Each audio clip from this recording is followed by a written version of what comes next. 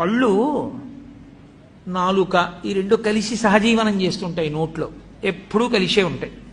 ఒకానొక నాడు నాలుక పళ్ళని అడిగింది, నేను రుచి ఒకటే చూస్తాను, కానీ నిజానికి కఠినమైన పదార్థాలని పెడితే నేను రుచి చెప్పలేను.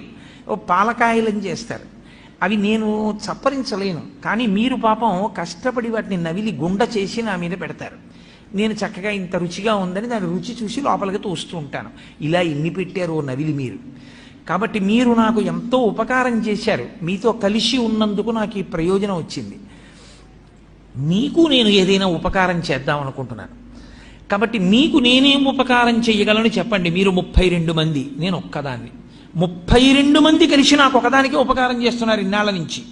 నేను ఒక్కదాన్ని మీ 32 మందికి కూడా ఏదైనా ఉపకారం చేస్తాను. ఏం చెయ్యమంటారని అడిగితే పళ్ళు అన్నాయి, మాకు నువ్వు చెయ్యగలిగిన ఉపకారం ఒకటే, మేము పెట్టినదంతా తిను చక్కగా, పనికి మాలిన మాటలు మాత్రం మాట్లాడకు. ఎందుకంటే నువ్వు పనికి మాలిన మాటలు మాట్లాడడం వల్ల ఊళ్ళో వాళ్ళు అంటున్నారు నీ పళ్ళు రాలగొడతానంటున్నారు. మేం చేసిన తప్పే. మాట్లాడింది నువ్వా, రాలవలసింది మేమా? సత్సంగం లేకపోతే వచ్చేటటువంటి వ్యతిరేక పరిణామం కూడా అలాగే ఉంటుంది.